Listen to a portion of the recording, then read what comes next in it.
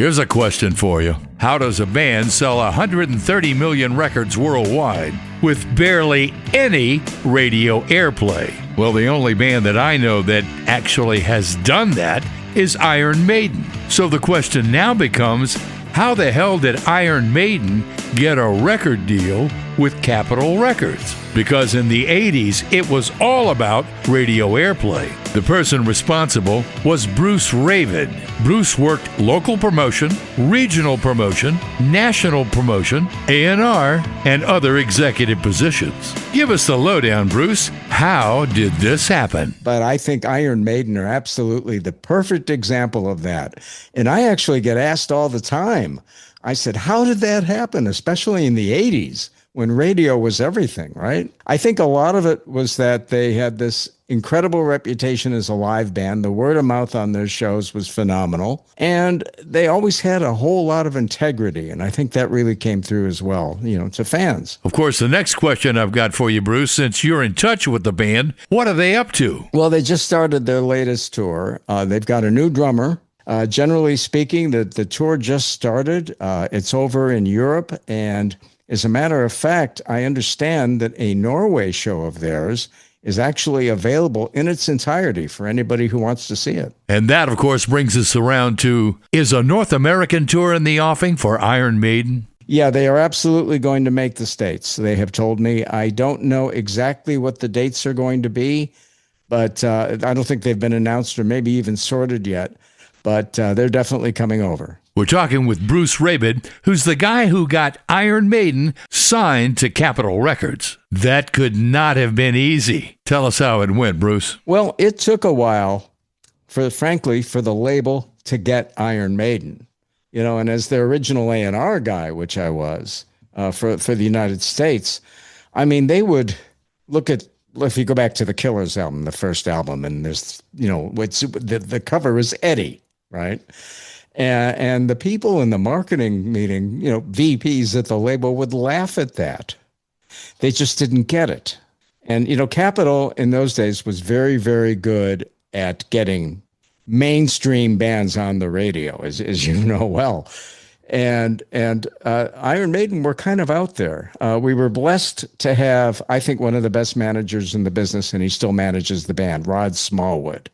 And so I already knew Rod, and which made it even better. Rod was so good, and this is something every manager should really work hard to do, but a lot of them don't. Make everybody feel like they're part of the team. And he was so good at that. And eventually he was able to turn them around. And of course, the band was starting to have success, and nothing like a few wins to kind of get everybody on board with you. So the president wasn't one of these guys who would laugh at the image of Eddie in a meeting when I'd have to remind everybody they're not Iron Maiden's target audience at this point in their lives, right?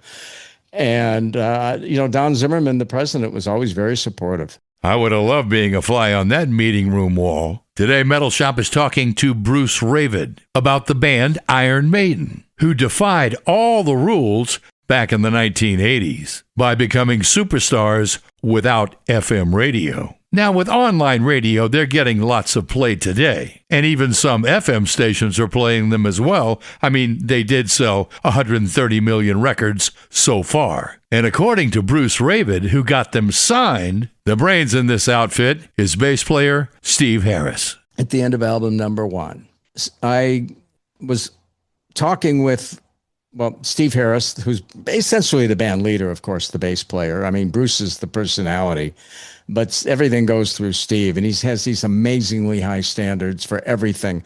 Still does, which is why they're on the level they're at even now.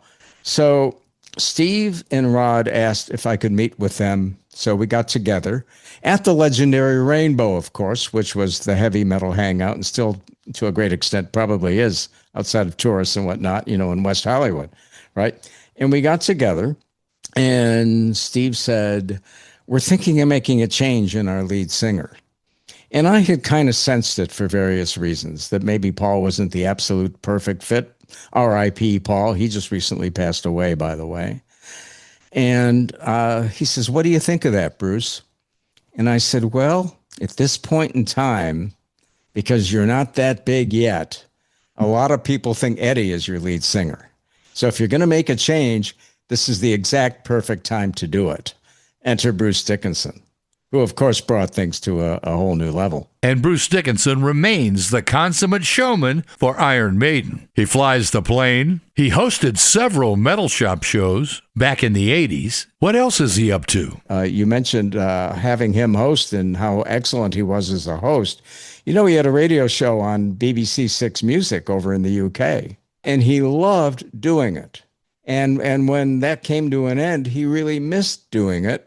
And I would ask, you know, because I'm involved in radio too. I've kind of gone that direction with my life over the last decade.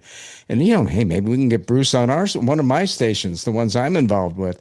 And that didn't come together because he's just so busy with everything. And of course, the guy's got more side interests and things between flying and fencing and all these things that he does.